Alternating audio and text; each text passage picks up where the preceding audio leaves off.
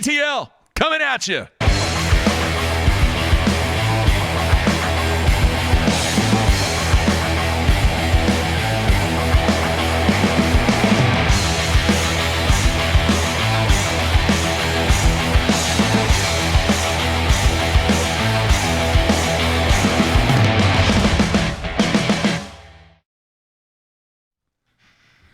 Good Tuesday, everybody. Welcome once again to BTL Bass Talk Live, where we're going to talk bass fishing and anything else that we want to talk about. Matthew, how you doing? I'd be better if I put the microphone up to where I could speak into it. I am doing good. Looking forward to Winners Week continuing. Micah Frazier. Really good interview with him yesterday. Yeah. I kind of was thinking about it afterwards on the way home, and man, there's a couple little gems in there about how he fishes that Ned rig and kind of his mentality. One of the key things that I thought he said, which you don't really think about these guys having self-doubt. and so there's three things that have happened to me with these professional anglers on a high level over the past month that has made me go, that's interesting. The first is, at a media event, Brent Ehrler saying that he has zero confidence on rivers, hates fishing rivers, and has no idea where to start or fish on rivers. That he just doesn't get it. And I'm like, dude, you're Brent Ehrler. How does that... But it gave me confidence then, because I'm kind of the same way, right? Yeah. If Brent Ehrler can feel that way, well, so can we. I just thought they all do that, you know? The second one was Brian Thrift saying that everyone but him thought he would eventually win an FLW Cup. I mean, dude, you're Brian Thrift. How do you not think you're eventually going to win an FLW Cup? And then the last one was Micah Frazier yesterday talking about how he didn't know if he could ever win one, that it was all kind of this make-believe fantasy world until it actually happened. I don't know, man. I don't know.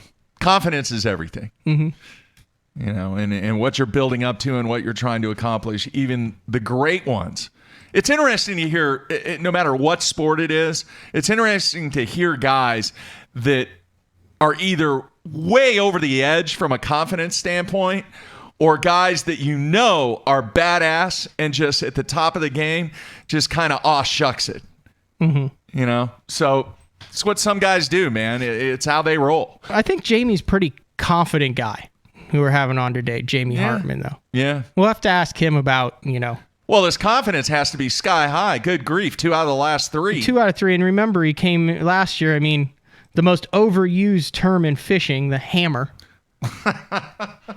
But it fits him because he had 6 top 12s 2 years ago on the Elite Series his rookie season. Obviously missed most of last year with the back injury. But, I mean, the guy has 30-plus top 10 finishes in FLW competition, 7 wins at the BFL level, and now 2 Elite Series wins to go along with that. You know, there's a bowling ball called the hammer. Yeah, 100%. Yeah, I did know that. Been around a long time. All right, so good show today. We're going to have Jamie on here in about 10, 15 minutes. I want to let everybody know tomorrow, Scott Canterbury, the current leader, the Angler of the Year race on the Elite Series, going to be on the show. And then we have 2 shows booked next week. A holiday on Monday, so we're not going to have a show on Monday. Tuesday, we have made arrangements with Edwin Evers. He's going to be on the show live in Tulsa with Matthew, and then I'm going to be back in studio.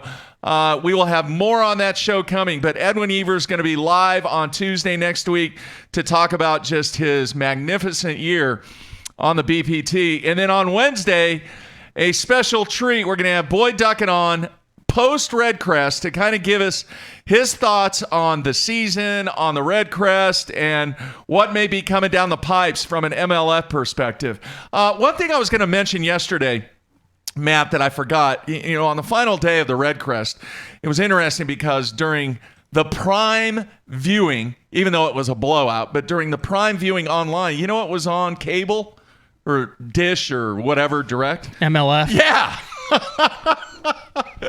And it was like day 1 of one of the cups from this year. It was a 2019 event. So it's all about some overlap there. It's all about the logos on the jersey being seen by eyeballs. Yeah. Subconsciously or consciously, engaged, unengaged, the more eyeballs that see those logos. Yeah. That was massive overload. There's a lot of stuff going on. And I mean, I have not been getting a whole lot of sleep here lately with all the construction that's going on in the house.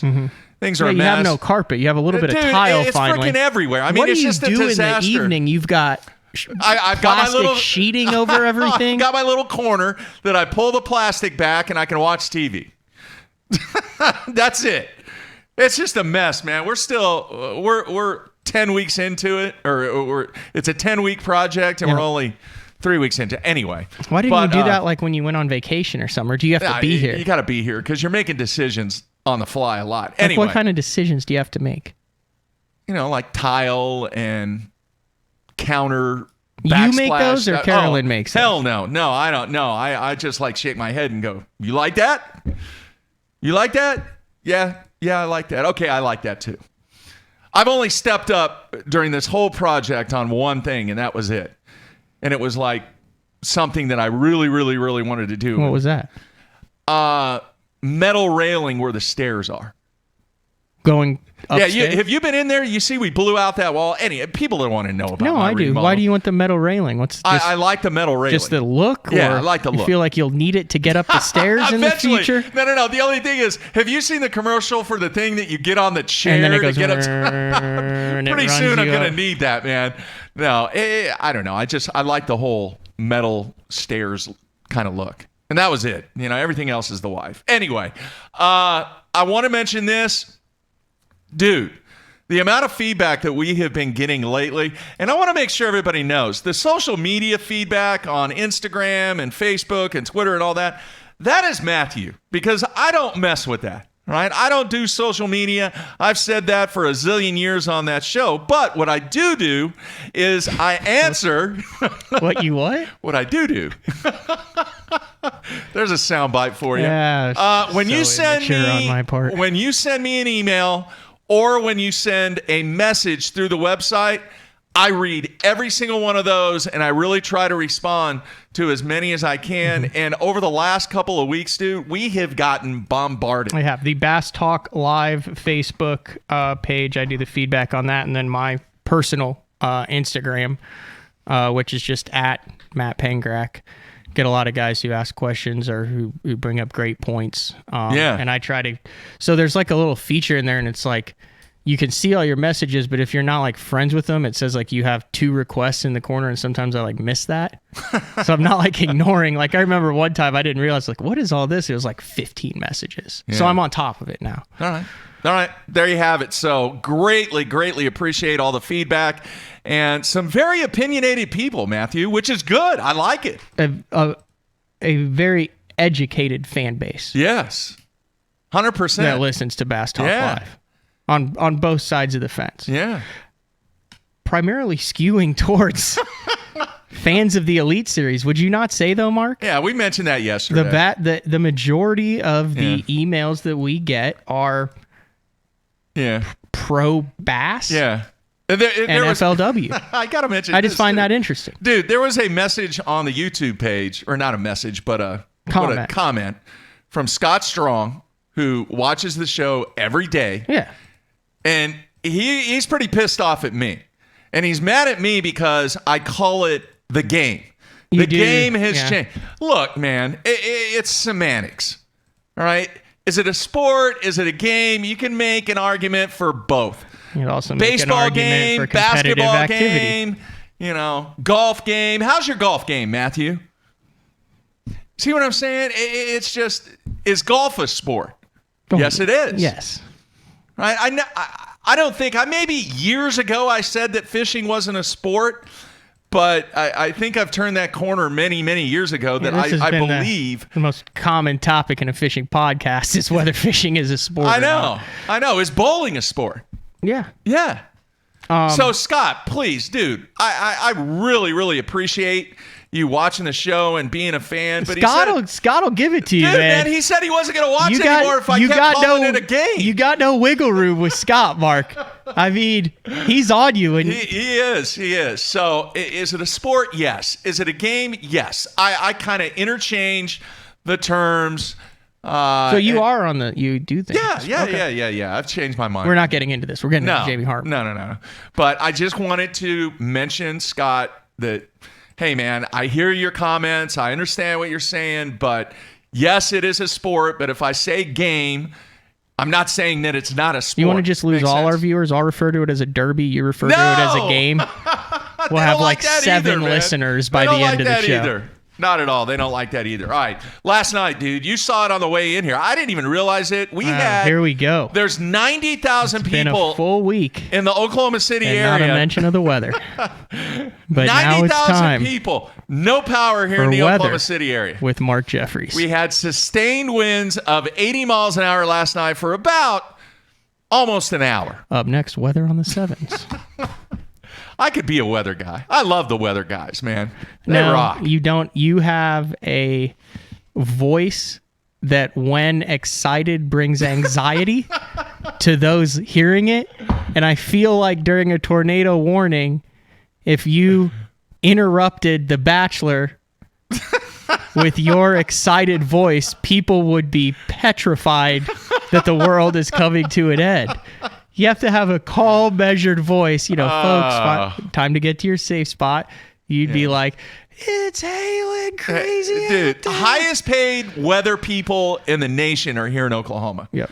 They make some bank. Anyway, good show today. We're going to have Jamie on. And I did not realize, third year? Is that right, Matthew? His third year on the Elite Series? I know last year was, he had the medical red shirt. That's and then the first year he had 6 top 12s. Yeah. The dude's almost banked $500,000 already. Now, when you have 2 wins, obviously that's going to help the cause. But when you go back and you look at his stats, and I was looking at his finish, he got off to a rough start. He really did. He had 2 50-place finishes to kick off the season, and then all of a sudden, dude, he got it dialed in. You look at it, a top 30 finish is nothing to sneeze at. And he's got 20 top 30 finishes in 35 tournaments and 11 top 10 finishes in 35 tournaments. So 1 out of every 3 tournaments he's fishing in the top 10. Yeah. And if you look at the dollars per derby, with almost 458,000, over 458,000 in 35 tournaments, he is on pace up there. Now, granted, the sample size is not as large as it is with some of the other anglers. Yeah. And then the stats are skewed with the lower field and at least getting a $2,500 check here. But yeah, you look at his last few tournaments: 100,000, 10,000, 100,000, 16,000, 7,500, 15,000. And he's had 8th, 23rd, 15th, 1st, 20th, and 1st. So regaining that stride that he kind of became known for when he jumped onto the Elite Series in 2017 by nearly winning the first one he ever fished on Lake Cherokee to kick off the 2017 season. Remember, in the first 3 tournaments he fished on the Elite Series, he had a 2nd and a 3rd. His most impressive stat, yes, he's got the 2 wins, to me, is the fact that he's fished 35 events and he's went to the bank 27 times. That's pretty impressive. Mm-hmm. Now he's going to the bank every time just because Bass is doing this weird, I get that, pay but that's us your only money, 2 then events. we'll give it back to you. That's only 2 events this year, though. I know. That's taken place. So forget about that, dude. It's an incredible stat. And so many people, why do they really that? Believe he's the real deal. Why do they do everybody gets paid $2,500. Why don't they just cut the entry fee $2,500? Call it a rebate. It's that feel good rebate. When you buy something and you get a rebate, don't you feel kind of good? So what? They get that money and then they get to accrue interest on it before they give it back to them? Is that how that? What's the whole point of that? That's smart business. That would be like you being like, hey, Matt, it's going to cost you $500 a show to do Bass Talk Live. You give me $500 when you come in, and then at the end of the show, I'm going to pay you $500. That's all right, man. Is that not the same thing? It kind of is. Yeah, it kind of. Yeah, but they get the money up front. Then you get that feel good of knowing that you're going to get a check. It's for basically forced savings. They're basically saying, you give us your money now, and then we'll guarantee that you won't run out because you'll have $2,500 to get to the next one. Do you think those guys that just stink it up though feel good because they know that they're getting $2,500 back? Oh, absolutely. It's like, oh man, dude, I finished in, 69th, but yeah, I got $2,500. I got that $2,500. That's like winning a BFL. And if you paid it all up front at the beginning of the year, that money, that's that money's already spent. Yeah. We're jumping up on September here pretty quick, and I'm curious to see what the announcement is going to be on the sustainability of what they're doing over on the Elite Series for 2020. When are they going to come out and make the announcement? Hey, guys, everything's the same, man. Just stamp it, ditto, let's move on. Let's continue doing what we're doing. Hopefully that will happen. We shall see, Matthew. What do you read? Oh, I'm just seeing how much the last place guy has made with the checks back, which is David Fritz. If he hangs on with the Elite Series a couple more years, he'll hit $1 million with Bass just with his $2,500 back every tournament. Hey, he had a good derby. Did he not? Now I've said it twice. Yeah. He had a good tournament. Yeah. At Cayuga. He played the game well. Finished 33rd. We're just pissing everybody off. All right, we're going to take a break. Come back with Jamie Hartman here on a Tuesday. Everybody stay tuned.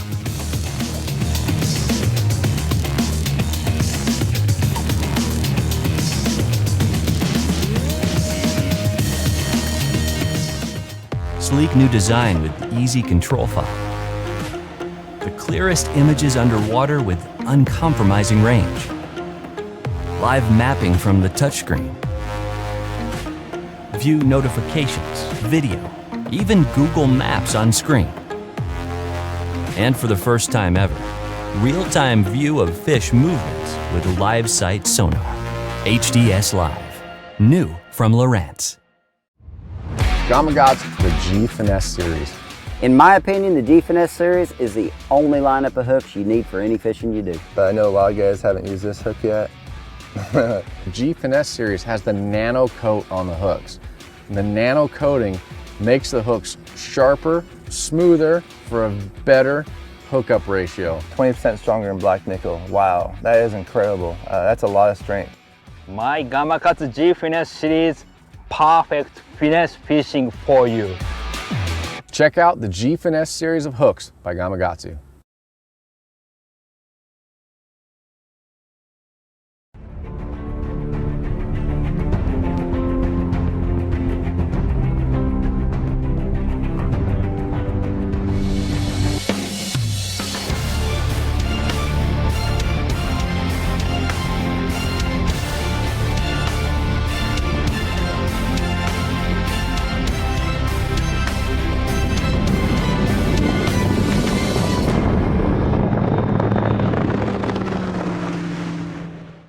Guys, Gerald Swindle, Sunline Pro Staff. If you're a flipper, a slackline hook setter, you're really putting a lot of impact into your hook set, look for the shooter. It comes off the smooth, really smooth. Like when you're flipping, it is smooth. If you're gonna be drop shotting and cranking, Sniper's the deal, man.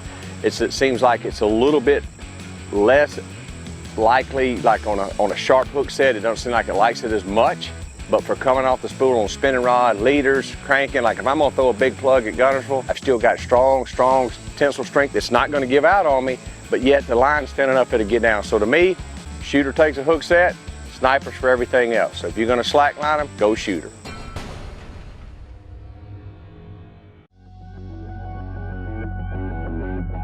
The name SPRO says it all. SPRO stands for Sports Professionals. When you look at the pro staff that SPRO has brought on board over the past 15 years, it's been pretty incredible. I mean, one got it just then. From the development of the rock crawler to the McStick, from the Fat Papa to the Little John series, when you tie a SPRO bait on, you know it's been designed by a professional to get the job done. Blue Water by TH Marine, offering LED lighting solutions for your boat, trailer, truck, ATV, and so much more. Engineered and built to be rugged with waterproof and submersible options. Designed for easy installation, Blue Water is available in a variety of colors and styles. All backed by a limited lifetime warranty. Blue Water by TH Marine. At Duckett Fishing, we have assembled the top pros in the country to help us design rods to give you a competitive advantage. Castability, strength, durability, action, sensitivity, weight and balance, and consistency. Combine that with the best warranty in the industry, and you have rods that are pro-driven. Duckett Fishing, pro-driven.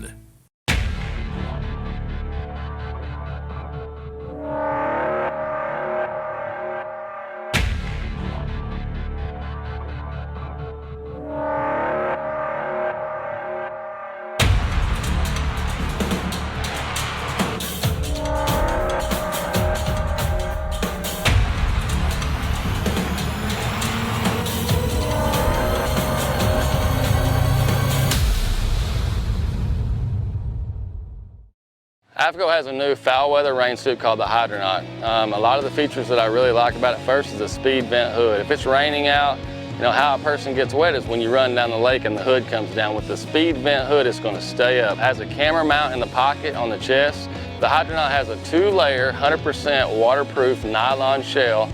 If you're interested in a rain suit that has a lot of cool features that's going to keep you dry, you need to check out the Hydronaut from AFCO. I got my power pole down, stuck in the mud in the bottom of the lake, sitting so still in the wind and the waves, could even be a hurricane. I got my power pole down.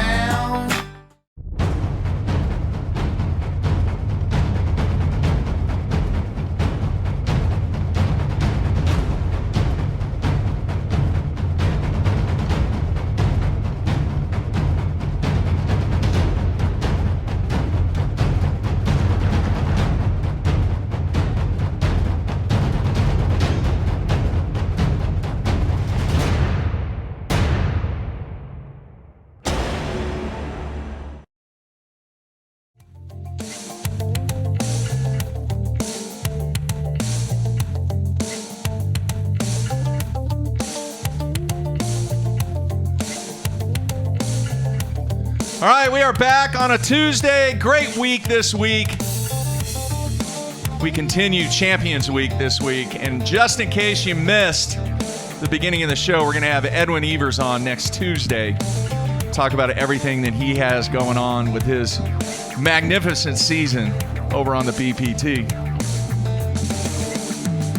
And I'm trying to... What was more impressive to you, and I meant to ask you this yesterday, Edwin's 29-pound bag on the final day of the Classic to come from 12th to win, or his final day of the BPT Championship? That is no comparison. The Classic. 100%. Man, I'm all tangled up here, dude. You would think that...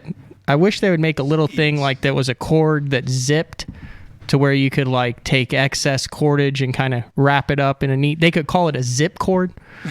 I think they make that. It's called Velcro. Anyway, all right, I'm unwound here. All right, it is time to go to our special guest today. He is on the Sunline Hotline.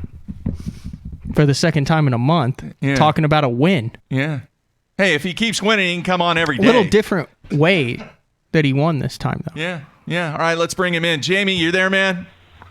Yes, sir. I sure am. All right, you can come on anytime you want as long as you keep winning, man. That's cool with me. No problem here. Mark's two favorite type of guys to interview, the guys who win all the time and the guys who never win. That's a good point. I like to hear what both of them have to say. Egler X, why are you still doing this game? You haven't won since 74.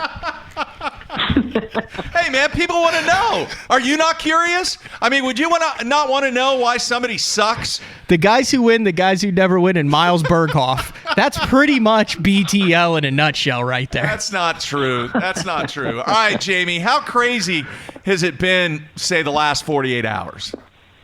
It's right back to being as crazy as it was in Gunnersville, after Gunnersville, if not more.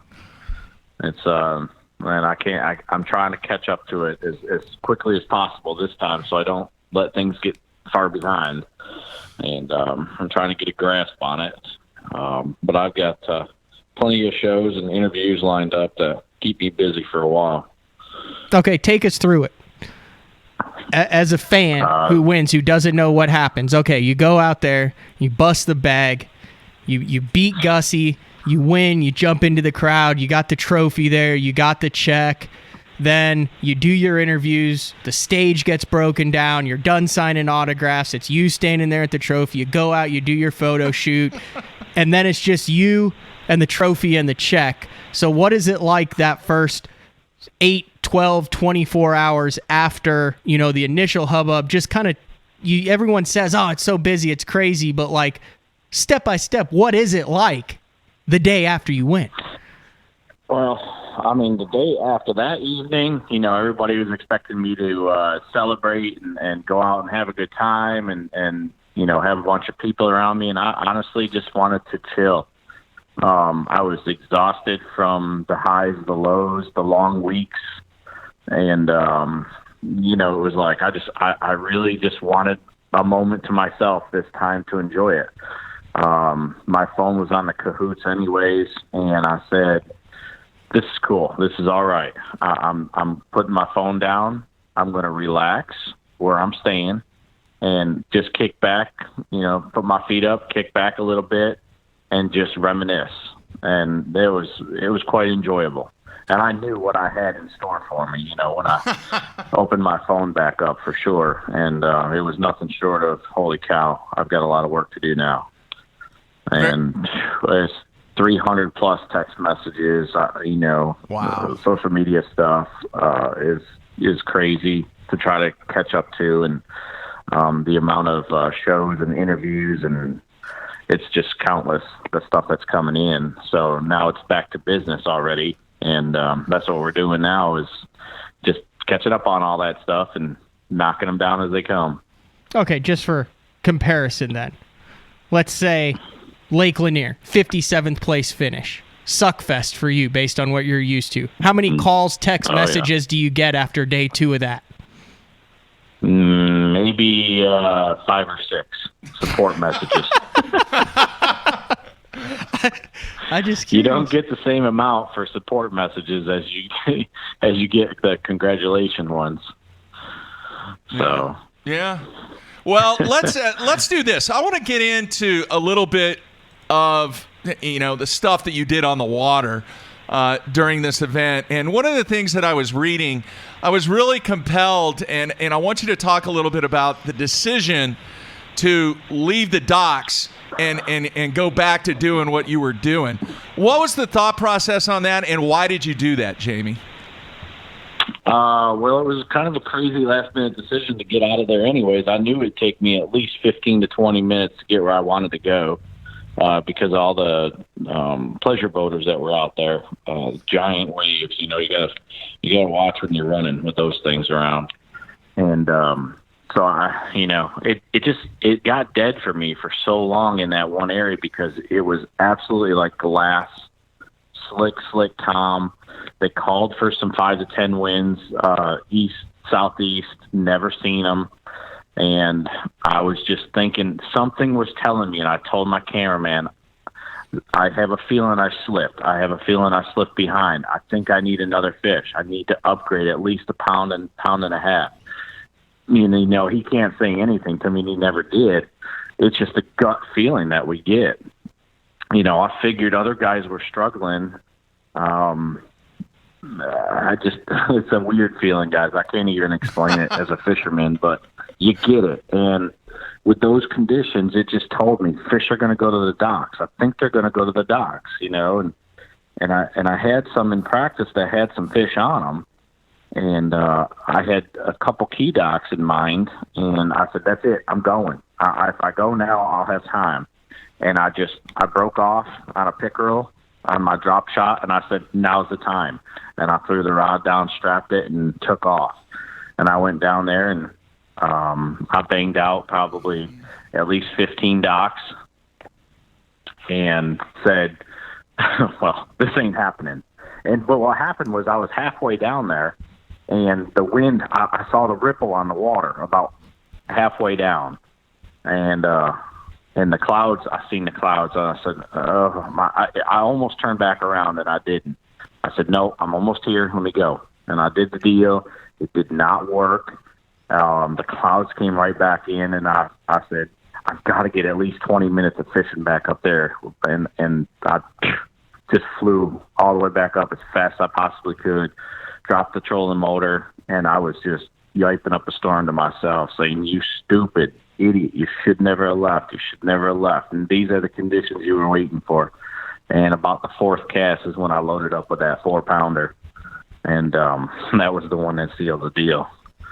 So it was just crazy how it all worked out. And you had a feeling when you landed that one that it would potentially be the fish that gave you the W?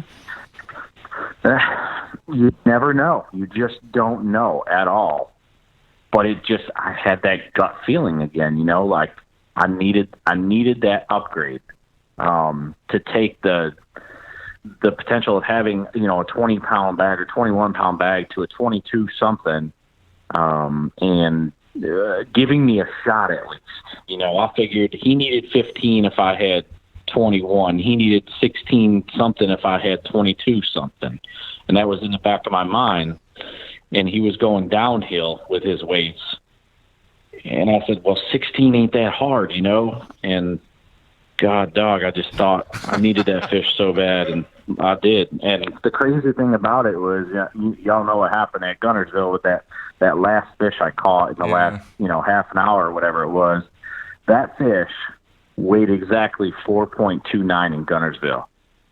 This fish I caught in the last 15 minutes weighed exactly 4.29. Wow. Each fish was the same weight that put me into the winner's circle. Wow, that is quite the coincidence there. All right, Matt, I have one more question, and then you can ask away. Can you talk a little bit about the crankbait? I know it's a crankbait that's not being made anymore, according to some of your comments. Can you talk a little bit about it? What was so special about it? I was able to make it silent, and I think that had a lot to do with it, especially when there was not a lot of wind. And it is what I ran into on the day before and yesterday, and whenever it was Sunday, and it just seemed to make a difference. And I had practiced with that crankbait before that when I've been up in New York for quite a while now, and I practiced at a different lake that I love to go to and just catch them at. And you can catch them all different ways there. And that was a crankbait that I kind of fell in love with. I liked the feel of it. And the depth that I was going to be fishing at Cayuga is the depth that I tried to stay in with that crankbait over there. And it just seemed to have a right feel to it. And they were choking it, at this other lake too. And I just got real comfortable with it. And I said, I can make this work, And that's what I did. I could make it go deep if I wanted to with a long cast, and I could shorten my cast up and just, if I didn't have a lot of grass, or if I had some grass, I would shorten the cast up and make it take the top. If it was a little bit less grass, I'd make a long bomb cast and let it go down there and take the top of the grass that was just off the bottom. I got real comfortable with it. Is there any possibility they might, whoever the manufacturer is, maybe remake it, or is it a custom-made crankbait? What's the scoop on that? No, it will not come back into production, I don't think at all. Okay. No. It sounds like the wiggle work, but it's not. Every time we always hear about that. Yeah. So tinkering wise, are you talking about like where you drill the hole in it, you put the epoxy in there, or you put the foam in there to keep it from rattling, you epoxy it back over, you spend 4 hours on this thing and hope it runs straight? Is that the type of stuff we're talking about? That's no secret. There's a bunch of guys who do that. They used to do that with the Strike Kings before Kevin was just like, hey, how about we just make one without the rattles? Yeah. No, I'll let y'all do your own research on that. I did not customize it. Okay. But it's a crankbait that you can make it silent or you can make it rattle. How about that? We'll put your brain to work. Is it designed that way, or is it like a design flaw? It is designed that way. A crankbait? Okay, Yep. I'll have to do some research. All right. And then I'm telling you, if anything contributed the most to that whole win was swapping them hooks out to the owner stinger treble hooks, the short shanks. Oh my goodness, what a difference it made. I've never lost a fish all week long. Wow. On a drop shot or the crankbait. I've never lost one of them. Maybe this is just me, but it seemed, like David Mullins was cranking, a couple of the other guys were cranking. I think I saw a couple of your fish. It seemed like a lot of those fish had the back treble hook, like they just had the back treble hook. Is that? Yeah, well, you see that a lot. I mean, when I don't think they were in super feed mode. If they were, I would never have had to leave my first starting area on day one, because I think they was loaded in there, but it was just being real stubborn and things just got tough. The weather changed, it really did start getting cold at night real quick, and I think it just messed them up a little bit. But you'll see that a lot when they're nipping at it. I had some of the other ones get both front and back, or they'll have both, and one will be towards the side of his, cheek or something, and it'll be moving around, fighting around, and boom, it pops out. But I never lost that one hook that was in his, it'd always be that back hook that's just barely into his jaw or his lip or wherever it might be. It just never come out. So, yeah, they nip at it, but when they nip at it with them owner hooks on there, it's a done deal. Like, they can't get off there. One more thing about something that I witnessed, and I mean, you got to let me know. Did you feel like pretty much the ultimate badass after the scenario where you were throwing the crankbait, you were talking with Sanders and Davey Height, talking about how you needed a 5-pounder, and then you put it down, you pick up the drop shot, and you go, like this one right here, and then catch the 5.5. I mean, dude, I'm sitting there watching it going, that had to feel awesome to friggin' catch that on command. Oh, man, that's the first, actually, I've heard of it. I know it happened, and I know I did it on Skype, but nobody's mentioned it to me yet until just then. But yeah, it was pretty wild. I just set the other rod down, grabbed the drop shot, and pitched it out there, and it loaded up for me, and it was at 5.5. So yeah, it was pretty awesome. Like, just to make that quick second, split second decision and throw the drop shot out there in 13 feet of water in the middle of nowhere and catch a 5.5. I was bummed out because the most overused fish catch landing celebration is the quote, "That's what I'm talking about." And literally no one is ever talking about it. No one is ever talking about it when it happens. You were actually talking about it, Jamie. This was the one time that you could have thrown out a "that's what I'm talking about" and it would have been completely 100% acceptable. You are correct, but I don't think, unless I really slip up, you will never hear that out of my mouth, man. If you do, you are allowed to slap me, because you are correct. It is the most overused phrase on a fish catch, and nobody's ever talking about it.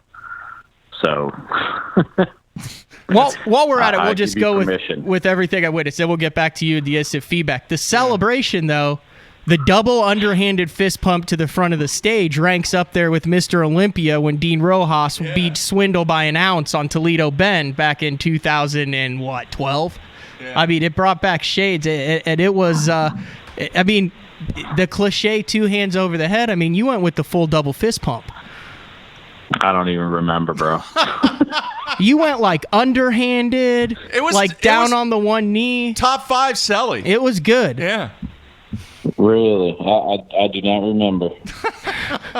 I blanked out at that time. All I knew is the scale had to say 16-something, and it popped up at 15-something, and I just kind of blanked out. That's awesome. Hey, how far south were you? Mid-Lake. Mid-Lake, okay. So you weren't far enough south to where you could look up at the hill and see Cornell University, were you? Cornell University? I don't know. I don't believe so. Okay. No, I think that's way down, isn't it? It's way down there. No, it was not. No, okay. It was Mid-Lake. All right. On the instant feedback, Mike in New York wants to know, it says, ask him if the owner's short shank hooks are 2 times. 2X. Yeah, 2X. strong. Yeah. I don't think they say 2X on them. They're a very stout hook, though. Well, I mean, I was throwing a number. What was I throwing? A number 1. Oh man, I'd have to look again which one I put on that crankbait. But they're a pretty stout hook. The only time I've bent one up was trying to wrangle it out of a pickerel. And then I instantly just swapped it out. But man, they don't bend. I don't ever roll the tips on them. So they're pretty stout hook. I'd have to look again. I don't think it says 2X strong on it. Okay. Mike also wants to know, how much did your electronics come into play in this event? Huge. In practice, that's how I ended up finding that one area, was by that, with my Lowrances. And I got to where I could distinguish what grass was what just off of my graph.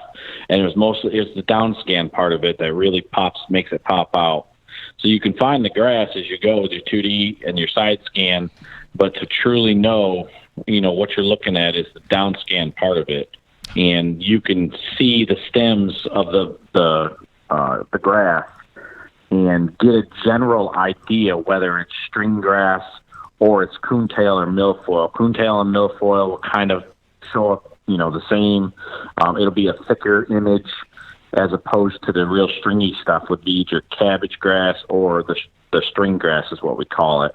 And it's just a really, really dense, thin string grass. It's pretty tough stuff. That's the crappy stuff. You don't want to be around that stuff. And yeah, with the Lowrances, I've spent some time in the seat, moving around trying to find that good stuff, and that's how I ultimately came across that deal. All right, Jamie. I was in New York for a week not too long ago, and it was before the St. Lawrence River. I actually ran into you on Oneida Lake, and man, there was a situation that took place. It was kind of funny because the guy that I was with, one of the fans, we were out there fishing, and we were headed to a spot, and he goes, well, there goes Jamie. Jamie's going to the spot that we were going to fish. So I sent Jamie a text. I go, I come all the way from Oklahoma to fish Oneida Lake, and you take the only spot that there's fish on. And he got a chuckle out of that. And then he ended up leaving, and then he ends up telling me, I didn't catch anything on that spot. Anyway, there was an event that took place while we were on that water. He lied to you. Where you actually, he probably caught 30 pounds on there. Anyway. Did you hear the chuckle when you said he said he did it? Jimmy went, yeah. There was a situation where we were way, way, way on the west end, and we turn and look back, and there is just this massive plume of smoke. And Jamie was actually involved in saving lives. He's cashing checks, winning trophies, and saving lives.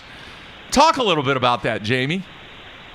Well, it's kind of one of those deals, the right spot at the right time. And I had just drove through there heading east, and I probably got a mile and a half away from there. I sat down, and I was probably, 4 or 5 casts into it, and just kind of look back over the shoulder a little bit, and there's this black, stream of smoke just pouring into the air.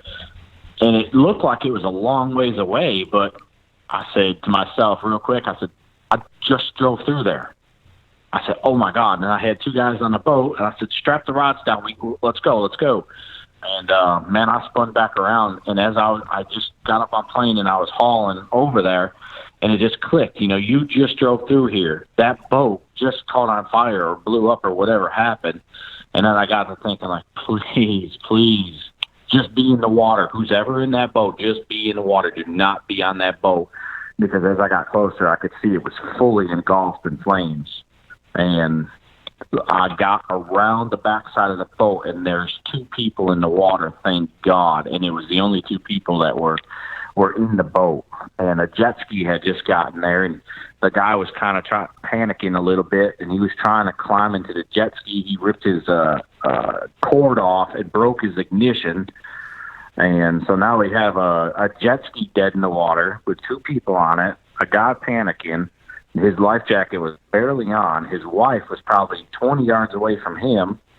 And I dropped the trolling motor, and I went over and pulled her up off the top of the, or off the back of the boat, put her inside, and then spun back around and talked him off the back of the jet ski to come around the back of the motor. And I pulled him up inside, and then took them. Another boat had finally showed up, grabbed the jet ski and pulled him way off to the side, so he wasn't by the burning boat. And I took the other two about, a good mile away from the boat because he said it had a full fuel tank, and I was just worried about it blowing up. Oh, so yeah. We sat there, and I waited for the fire department boats to get there, and they took care of tried to take care of the boat first, and then they came over and got the people off of my boat. Yeah. The thing ended up sinking, didn't it? It did, yeah, because they could not put the fire out. So he's going to win the Open. There was three of them there spraying on it, and it wouldn't go out, and it ended up sinking. There you have it. New structure That's right there. Are you fishing the Open in a week or two there, Jamie? Yeah, I am. Jamie's going to win off of the sunken boat that he saved the people's lives off of. Jeez. That's karma, right? Yeah. Hey, I'm curious, Jamie, that time that you spent a lot of time on Oneida Lake, but staying dialed in and working on some of the stuff that you might have been working on during that time prior to the SLR and Cayuga, did that time on Oneida Lake help you out? No, not really. No, not at all. He just blew that totally theory. Different fishery.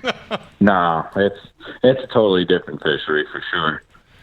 Does that even matter? I mean, I hear guys talk about, and guys have said on this show before, that it doesn't matter what body of water you're on. I need time on the water to stay dialed in. Yeah. Do you agree with that? Yeah, absolutely. You just keep your skills, you hone your skills, and I constantly do that. And I've got another lake that I love to go to around here, and that's the one, it was a grass lake, and that's where I went to kind of get myself dialed in for Cayuga. And that's exactly what I did. And that's why I went there. But it doesn't fish like Oneida Lake does. So. Yeah. Well, that's kind of what I was referring to. I wasn't saying, okay, I got to go to Oneida to get dialed in for those two bodies of water. I was just talking about remaining dialed in during the time that you had off. Oh, yeah, absolutely. I think that's very important. Are you fishing without a doubt coast on Thousand Islands? No. I got to head to Oklahoma. Oh, okay. Because I was thinking, dude, you look at your history with what you've done. I was joking, before saying, you're going to win 3 in a row after Guntersville. But, in all reality, you win Guntersville. Let's be honest, you've never seen it before. You're a confident guy, but I'm guessing you didn't plan on going in there and winning. No. That was crazy. But then you look at that schedule with the St. Lawrence River, Cayuga Lake, and then the Open on Oneida coming off of the win on Guntersville. And you had to just be like, dude, this is a dream scenario for the month of August. Yeah, I was pretty happy with the schedule for sure. Definitely excited to be up here to, do these 2 lakes that were Thousand Islands, and right after that is Cayuga Lake. So, yeah, I was definitely looking forward to it. I'm not going to lie about that. But, it's fishing and anything can happen, and I wasn't overly confident. I still have to put in my work. And you still got to catch them, and all them other guys can catch them. And you've seen that. Both places, everybody caught them.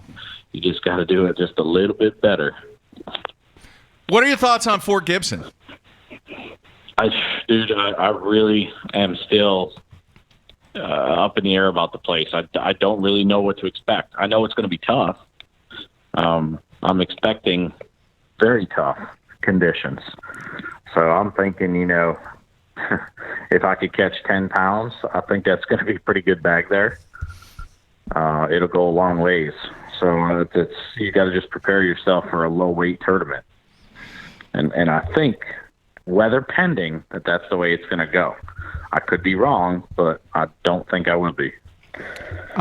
49 points behind Scott Canterbury for the Angler of the Year. You still got a shot at this thing? No, I don't think so. No, he's. I mean, there's a couple guys that may have, but you never know. Fort Gibson, he might spin out. You just don't know. But I've got a lot of good guys in front of me still that are thinking the same thing, so I'll take it as it comes. I have to, when I started this deal, it's like I said, when I started it, I have to put up the numbers. Let it fall where it may, but I have to put up the numbers. So if you don't catch the fish and put the numbers on the board, you're going to fall way behind, regardless of how anybody else does. And I always say that. I don't care how they do. I still have to put them up there. And then let the numbers fall where they will. Yeah. If you don't catch them, you go to the bottom. It's plain and simple, Yep. All right, my last So if I question. go to- Yeah, I'm sorry. I didn't mean to interrupt you. No. That's That's two fine. shows in a row, Mark. was I gonna know. say, if I go to Fort Gibson, I got to catch them. I got to catch 5 a day. That's it. And let it fall where it will. All right, man, my last question. What are your thoughts being from New York? The week that I spent in New York, what are your thoughts about the fans across the country? Not necessarily, obviously, in New York, but the fans across the country in Texas, California, Oklahoma, Missouri. Do you really think that people know how great that the state of New York is when it comes to bass fishing? A lot of them people that I run into down there have never fished in New York, so they only hear about it, but they all say, God, I can't wait to get up there. I've got to get up there one of these days. So they kind of know just from watching and seeing the videos and the shows and stuff, but they have never experienced it to see how cool it really is. It's an I hope unbelievable. everybody does get a chance at it. Yeah, it's an unbelievable place, and I've said on this show numerous times, it's one of those areas that if you bass fish, be it for the green ones or the brown ones, it doesn't matter. You have to spend some time in New York, and there's a zillion lakes up there that can make for a trip of a lifetime. Yep, absolutely. There's many of them. All right, Matthew, anything else? Yeah, you ever fish for yellow perch up there? Only when I'm drop shotting for smallmouth and I catch them. Like you never go with the minnow or the jig with crawler, get you a big mess of yellow perch, scale them out, fry them up? No, I don't. I catch them in between. I catch a walleye in the fall, and those big perch eat it too. So we keep them sometimes in the fall, but that's about it. It's disappointing. I love eating them, but I hate cleaning them. So the last time I was at Cayuga was when they had announced the schedule the next year, and they'd had a tournament on the St. Lawrence, so they knew that Cayuga was coming up that same week the next year. And I went out with Cliff Crochet. He's like, oh, you want to jump into boat and check out Cayuga? I said, yeah. Well, I did a little research, and I realized that he had a K2 cooler sponsor at the time. I realized there's a bunch of jumbo perch in there. So here's Cliff, 65-pound test, braid, frogs, punching. I'm drop shotting a night crawler, just filling a cooler full of yellow perch. I limited out. So about 2 hours in, Cliff's like, yo, you got any more of them worms? So here we are out on a grass edge on Cayuga, drop shot yellow perch. And it was one of the greatest days I'd had on the water. Wow. Wow. Only the Cajun baby. Jeez. All right, Jamie, man. We're gonna let you go. Look forward to seeing you at Fort Gibson. But just man, outstanding effort this season and 2 blue trophies, and wish you nothing but the best at Gibson, man. All right, I appreciate it, guys. Thank you so much. All right, man. Take care. All right, you too. All right. Bye. See you. There you have it. Jamie Horton. Also known as Jamie Hartman. Jamie Hartman.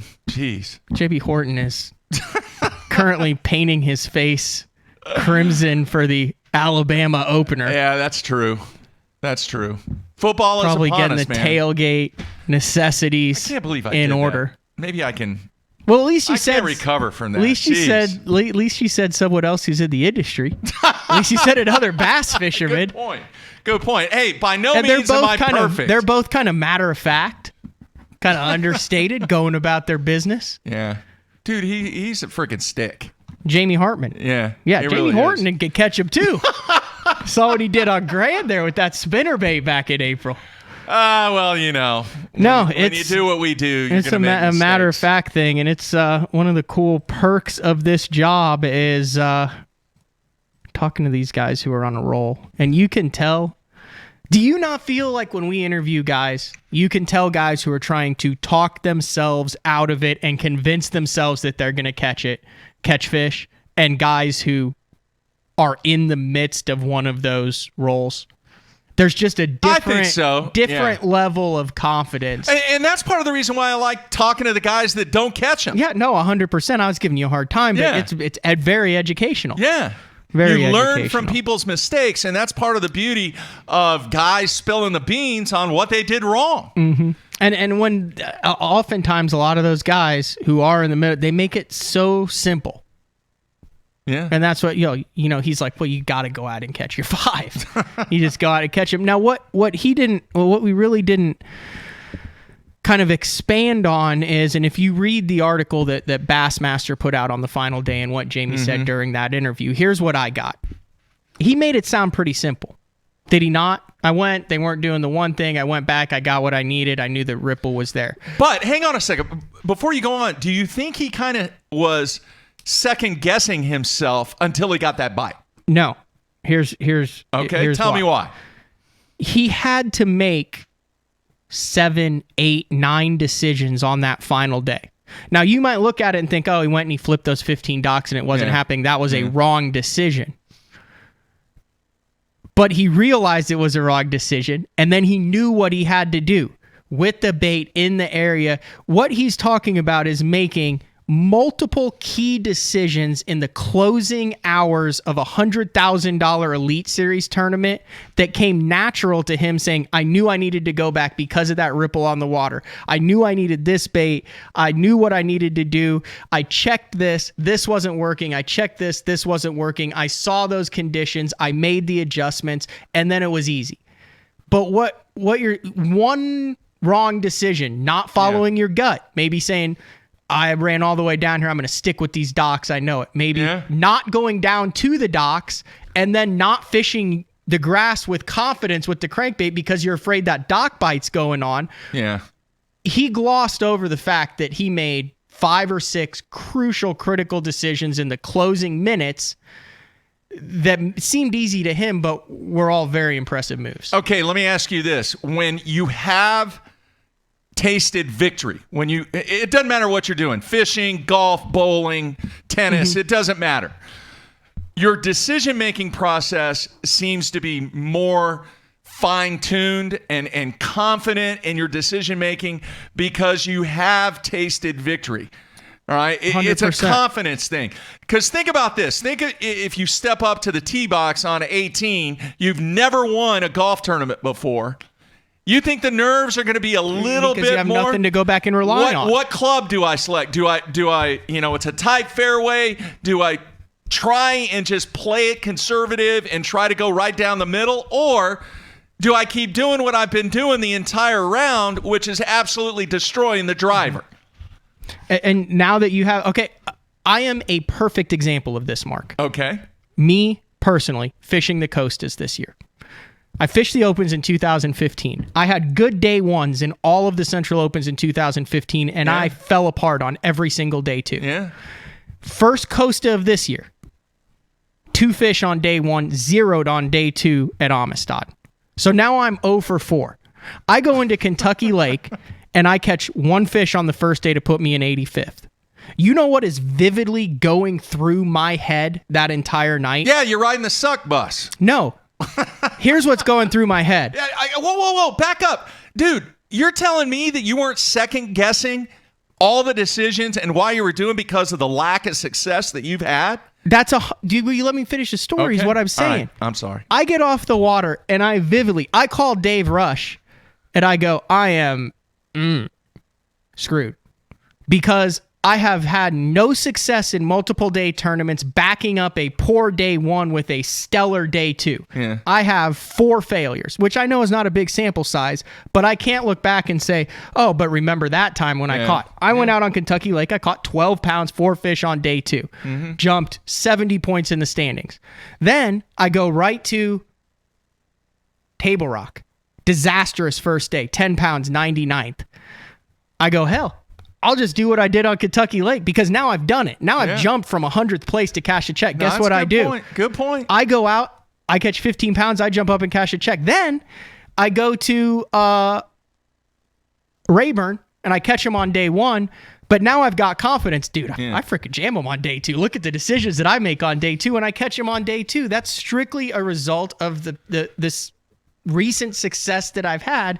And it's the same way with a win. And you talk to those guys, what Micah Frazier said, I didn't know if I'd win again. Those guys after their first win, you see a lot of that explosion. You know, look at a Chris Lane or something, or a Mike McClellan or something like that. They win every year for 5 or 6 years. Yeah. Then something happens where they don't win a year, and then they kind of have to rebuild that. That's what's so impressive about a Thrift or a Van Dam. You're who dead never on. loses it. You're dead on, and the confidence that you have now is you're oozing with confidence. But whether it's whether I just got lucky 3 days or whether I actually have the confidence. You still have confidence, right? though. Because I can look back on it and say, it has happened. Here are some of the things that I did that allowed that to happen. I didn't spin out. I made micro adjustments instead of macro adjustments. I let it happen. I didn't try to force it. Okay, so let me ask you this. You spent some time with him. What's Mike McClellan's confidence like? I didn't mean to stump you, man. He's got a... Is he second guessing in any way? Absolutely. Okay. But that's human nature. Anybody would second guess because of the level of angler that he is. He is a top tier angler. Exactly. Back up though, because he has multiple blue trophies though. He's able to fight through it. That's what I'm saying. There's a difference between could. having a lack of confidence and refinding your confidence. Okay. That confidence is still there. He just has to harness it. Big difference between that and someone who's never been to the level that he has been. Great point. All right, let me ask you this. Do you think that there are guys across the country, maybe even some of the people that are listening to this show, that have the resources, that have the work ethic, that have the knowledge, that have everything that you need to be successful fishing BFLs and Costas and Opens and whatever, but can't surpass that threshold because they haven't tasted success yet? Yeah, I mean, I think there's some guys that struggle with their self-confidence when they get to a certain level. They may go out and they may win the fruit jar tournament on a Thursday night, but when they get to the next level, they can't perform. Yeah, so this is a weird deal for me because I started, I interned for you in college in 2007, right? Yeah. So I've been in this industry for so long, so I've never had the, oh my God, I'm fishing an Open against Mike McClellan moment. Now, do I feel confident I can beat him? No. Do I respect everything he's done? Yes. Is it intimidating to the point where I'm like, oh, I don't know if I can catch him with these guys in the field? No. Because, I mean, I've been in the boat with them during practice and stuff. I know how these guys operate. Sometimes they catch fish, sometimes they don't. But yeah, I mean, I think there's guys who are intimidated on the stage. There's a lot of guys, I think, who are afraid of failure. Whether that be because they can't afford the failure financially, because they don't want, they feel like their reputation can go down, so they don't ever try it. Now, I think there's also a lot of guys who use extreme self-confidence to their advantage. I think there's guys who put extra fish in the boat because they literally feel like they're the best angler that's going down that stretch that day. Is there a difference between ego and confidence? 100%. Okay. I agree. Like, and I don't know this guy very well at all. I've just kind of been around him. But like Todd Castledine, confident. Like super, super confident. Yeah. Like when he goes out, like just from what I imagine, like he's like really confident. Like really, really confident. But I don't take that as cockiness. Some people take that as cockiness. But like I want to get to his level of I'm going to wreck him today. Yeah. Because I'm not at that level. I mean, I can be like, I think I'm going to catch some fish. If you watch my AFCO Bass boot camps, I was like, oh my God, the plan just went accordingly. Yeah. I'm like celebrating that it went according to plan. Like, Castledine, I would imagine, just from my mental image of how he fishes and what I've watched and what I've talked about him, like goes out and is shocked when it doesn't go according to plan. Like that's a big gap that you have to close. Yeah. When you're pumped that it went according to plan and he's shocked that it didn't go according to plan, you're not going to beat that guy very often. Yeah. The first couple of guys that I can remember that I ever saw that, and not on a national tour, but just from a regional level and a local level, and some of the people in the Ozark area might recognize this name. I don't know if you know him, Jimmy and Jackie Davis. I know the name. All right. Every time they showed up, dude, it didn't matter if it was a BFL. It didn't matter if it was a Central Pro-Am. It didn't matter if it was an open on one of the Ozark lakes. They expected to win. It was it wasn't. It was confidence at the level of expectation to where everybody knew that if Jimmy and Jackie Davis was in this event, oh, we're fishing for second. Yeah. That is kind of the status that people thought of every time they showed up. Nicest guys in the world. It wasn't cockiness. It wasn't ego. It was, holy crap, these dudes are freaking badasses when it comes to the Ozark Lakes. And here's the deal. Like, here's how to gauge to tell whether you're a badass or not. So, like, when you're in one of these tournaments and you're catching them, I guarantee you, Todd Castledine, James Biggs, Marcus Sikora, we'll just kind of do that low, aren't sitting there going, I wonder what X angler has if I've got this much weight. They're going, wonder how big my lead's going to be. That whole group is, I remember sitting it. I sit there, I flip up a 5-pounder, and I turn to my co-angler at Rayburn, and I go, yeah, but if I'm catching these, Castledine's catching 6s. That's a different level. No, I'm with you, man. I really believe that there are guys out there that they're sticks, but they can't overcome what it takes mentally and confidence-wise to be able to perform at the level that you need to be at to be successful. Winning the Tuesday night Fruit Jar Jackpot tournament is great, but when you go to that next level and then you continue not to have success, your confidence is destroyed. And some guys just cannot overcome that, like what you did, though.